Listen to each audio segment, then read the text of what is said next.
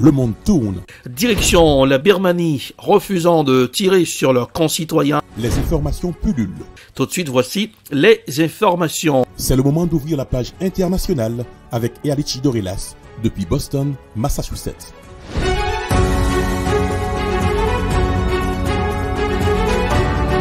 Mesdames, Messieurs, bonsoir, bienvenue dans ce nouveau numéro de la page internationale au grand journal du 14h, depuis la newsroom de la capitale des grandes universités du monde, Boston, Massachusetts, Erlich Dorelas, pour présenter cette page. À Jacques Mel, c'est la Dream Team, Joël François et Smith Jean-Julien, Robins assure les manœuvres techniques. Bonsoir aux auditeurs de la radio évangélique Osana 102.3 FM à Jacques Mel. Les négociations progressent, le scepticisme persiste. Réduction des activités militaires autour de Kiev, Washington et Londres jugeront le Kremlin sur ces actes. Voici un reportage signé Euronews. Il s'agit d'une désescalade et non d'un cessez-le-feu, a averti la délégation russe lors du dernier cycle de pourparlers sur l'Ukraine qui s'est tenu en Turquie. Moscou s'est engagé à réduire radicalement son activité militaire en direction de Kiev et de Tchernigiv. Une promesse restée lettre morte. S'agissant de Tchernigiv, la ville a été bombardée toute la nuit, d'après le gouverneur de la région. Ces pourparlers suscitent de l'espoir, mais aussi du scepticisme. Les négociateurs ukrainiens ont proposé d'adopter un statut neutre en échange de garanties. Kiev veut que sa sécurité soit assurée par les principaux pays occidentaux, mais aussi la Chine, la Turquie, la Pologne et Israël. Après cette journée de négociation, le président ukrainien s'est montré prudent. Nous pouvons dire que les signaux que nous entendons des négociations sont positifs, mais ils ne noient pas les explosions des obus russes. Pour les négociateurs de Moscou, la réduction des activités de combat près de la capitale est un geste de bonne volonté visant à instaurer une confiance mutuelle. Mais pour Washington, il pourrait s'agir d'un simple repositionnement des troupes russes qui se seraient enlisées. Le secrétaire d'État Antony Blinken en visite au Maroc ne semble pas convaincu par les engagements de Moscou. Je laisserai à nos partenaires ukrainiens le soin de caractériser s'il y a un véritable progrès et si la Russie est engagée de manière significative. Ce que je peux dire, c'est qu'il y a ce que la Russie dit et il y a ce qu'elle fait. Réaction similaire de Londres qui dit vouloir juger le Kremlin sur ses actes. Le président français s'est quant à lui entretenu avec Vladimir Poutine. L'Élysée a estimé que les conditions d'une opération humanitaire à Mariupol n'étaient à ce stade pas réunies. Malgré cette guerre, les diamants russes échappent pour le moment aux sanctions. Voici un reportage signé France 24. Dans ces quelques rues d'apparence banale, transitent chaque année des milliards d'euros de pierres précieuses. Nous sommes dans le quartier des Diamantaires à Anvers, où l'on cherche à se faire discret depuis le début de la guerre en Ukraine. Environ 95% des diamants bruts qui entrent dans l'Union européenne arrivent ici, dans cette rue. Et à peu près un tiers sont d'origine russe. Des importations qui ne font toujours pas l'objet de sanctions européennes. Ce chercheur travaille pour une ONG membre du processus de Kimberley, une organisation qui vise à lutter contre les diamants de conflit. Depuis l'invasion de l'Ukraine, certaines voix s'élèvent pour enquêter sur la filière russe. En ligne de mire, Al-Rosa, un groupe minier détenu à plus de 30% par le Kremlin. Récemment, il y a eu des rapports qui mettaient en lumière des liens plus directs d'Al-Rosa, qui serait une entreprise qui contribuerait à l'appareil militaire et nucléaire russe. Ce sont des éléments qui doivent être examinés plus en détail. Pour le moment, l'Union européenne a sanctionné les exportations de diamants taillés vers la Russie, insuffisant pour cette militante, qui appelle à plus de sévérité, notamment pour pallier les failles du processus de Kimberley. Il y a des limites au niveau du processus Kimberley, notamment en ce qui concerne la définition de ce processus, qui se réfère uniquement aux groupes rebelles. Dans le cas de la Russie, on n'a pas affaire à des groupes rebelles qui financeraient le conflit via le commerce des diamants, mais bien à des forces gouvernementales. Mais pour ce professeur d'économie, anciennement proche de l'industrie diamantaire, des sanctions puniraient avant tout le secteur européen, déjà fortement concurrencé par d'autres pays. Ce ne serait effectif que si ces sanctions étaient adoptées par tous. Mais on sait que l'Inde, Dubaï ou encore Israël n'adoptent pas les mêmes sanctions. Le résultat, ce serait seulement que l'Europe perdrait une industrie importante. De leur côté, les États-Unis ont imposé des sanctions sur les importations de diamants bruts venus de Russie, mais difficile pour autant d'imaginer un boycott total, puisqu'une fois taillés, il est impossible de déterminer l'origine de certaines pierres. Direction l'Afghanistan, les talibans disent attendre avec impatience les réunions prévues en milieu de semaine dans l'est de la Chine, où les voisins de l'Afghanistan coordonnent leurs efforts pour aider à soulager la situation humanitaire qui s'aggrave. Voici un reportage signé CGTN News. L'Afghanistan a confirmé sa participation à la réunion prévue mercredi et jeudi prochain. Sa délégation sera dirigée par le ministre des Affaires étrangères par intérim, Amir Khan Muttaqi. En amont de la réunion, les talibans ont déclaré qu'ils espéraient que celle-ci serait bénéfique pour l'avenir de l'Afghanistan et que le pays était prêt à accueillir des investissements étrangers. Cette conférence est importante par rapport à d'autres conférences car tous les pays voisins sont invités à cette conférence. Et habituellement, le sujet principal serait la connectivité régionale de l'Afghanistan et la coopération économique entre ces pays. D'autre part, il s'agit d'une reconnaissance non annoncée du gouvernement afghan.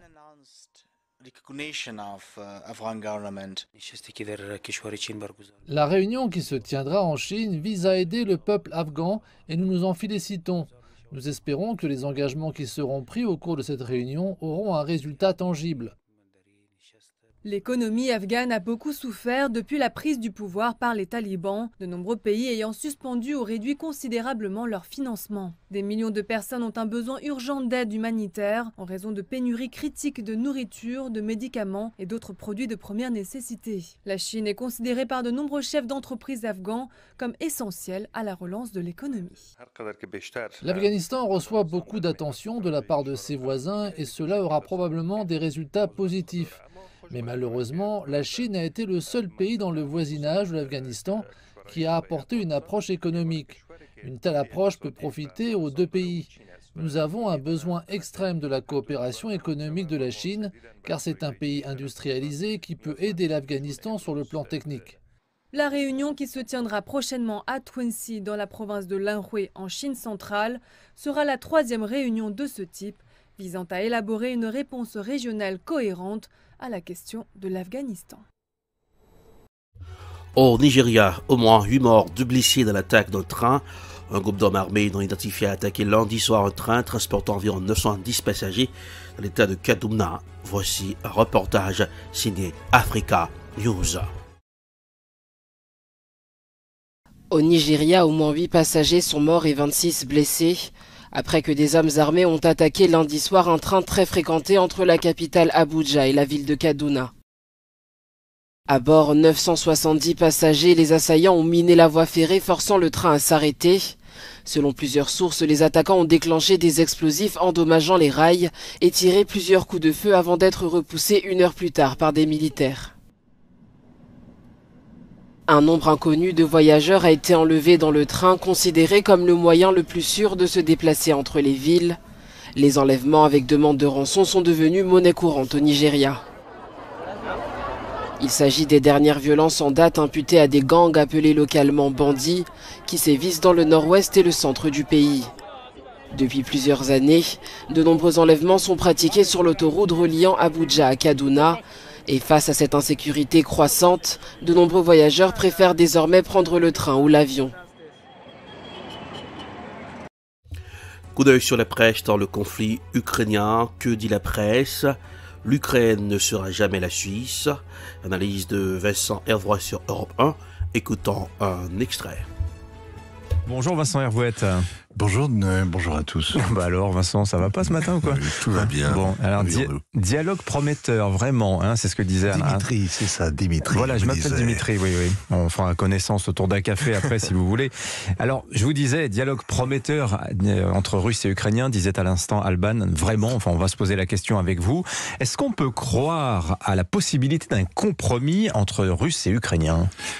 Les Turcs sont très optimistes, ils accueillaient des négociateurs, ils en sont fiers. Le Bosphore est le centre du monde. Les palabres n'échouent jamais au grand bazar. Et le ministre turc expliquait donc hier soir que l'heure est maintenant aux ministres russes et ukrainiens des Affaires étrangères de se voir en tête-à-tête avant de prévoir la rencontre entre les présidents. À Istanbul, bien sûr. Dit comme ça, il n'y a plus qu'à, tout est simple, juste quelques détails à régler. Comme le diable est dans les détails, ça prendra un peu de temps. Volodymyr Zelensky a estimé hier soir qu'il faudra 15 ans de discussion pour venir à bout de la seule question de la Crimée. 15 ans si tout se passe bien. Courage. La paix est lente dans les querelles de famille. Mais comme Zelensky ne veut pas d'un rendez-vous avec Poutine en enfer, l'accord envisagé hier met de côté les questions insolubles, les territoires qui ont déjà fait sécession, autrement dit les petites républiques de Donetsk, de Lugansk et la Crimée. Alors les Ukrainiens acceptent le principe de la neutralité. Mais l'Ukraine ne sera jamais la Suisse. Elle ne peut pas déménager, n'a pas de montagne pour se protéger de son puissant voisin. L'équation pour les Ukrainiens, c'est donc comment renoncer à l'OTAN sans renoncer à la protection de l'Amérique. La réponse, c'est de faire garantir la sécurité de l'Ukraine en échange de sa neutralité. Garantir par les membres du Conseil de sécurité, les Chinois, les Britanniques, les Français et les Américains. Une garantie qui serait votée par le Parlement de tous ces pays et qui agirait comme l'article 5 de l'Alliance Atlantique. Autrement dit, si la Russie attaque encore l'Ukraine, le reste du monde lui déclarera la guerre. C'est là qu'on voit le bout d'une corne dans les détails. L'astuce envisagée par les Ukrainiens consiste à faire entrer l'OTAN en douce par la fenêtre après avoir été contraint de lui claquer la porte au nez. Et là où le diable montre la corne et la queue, c'est quand les Ukrainiens expliquent qu'il faudra aussi un référendum.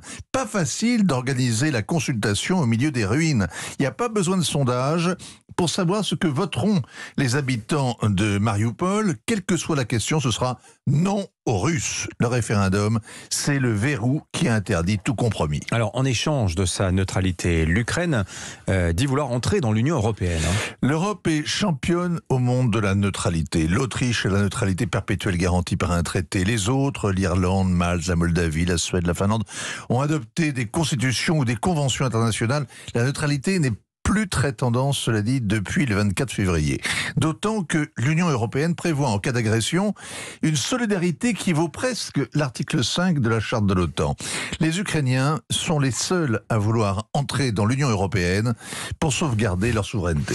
Les Russes, eux, ont promis de réduire radicalement leur activité militaire alors dans le nord en direction de Kiev et Tchernigiv. Une réduction, ce n'est pas un cessez-le-feu. Les Russes sont des spécialistes de la trêve qui n'en est pas une, qui démobilise l'adversaire et le démoralise. D'où le profond scepticisme exprimé par les États-Unis. On va bien voir. Jusqu'ici, leurs satellites ont vu seulement un redéploiement. Alors ce matin, on a l'impression que les uns font semblant de faire la paix, quand les autres font semblant de ne plus faire la guerre. Le seul sincère, peut-être hier, c'était l'oligarque Abramovich qui joue les facilitateurs, le seul pressé de trouver une sortie de crise à tout prix pour récupérer son club de foot et sa fortune bloquée par les sanctions. Merci beaucoup Vincent Hervouette. C'est la fin de cette page internationale pour aujourd'hui. Merci d'avoir été des nôtres. Pour présenter cette page, Erlich Dorelas depuis Boston, la capitale des grandes universités du monde, Boston, Massachusetts. Eh bien, pour la production, c'est Ed Prod, réalisation Télé Beltop pour le camp de la radio évangélique Hosanna, 102.3 FM à Jacmel. Couleur du temps pour aujourd'hui à Boston, 49 degrés Fahrenheit, 9 degrés Celsius. Jacmel, 84 degrés Fahrenheit, 29 degrés Celsius. Bonsoir Joël, bonsoir Robin, bonsoir Smith Jean-Julien, bonsoir aux auditeurs de la radio évangélique Hosanna. Passez un excellent mercredi accompagné de la radio. Bonsoir, à demain. C'était la page internationale avec Erlich Dorelas.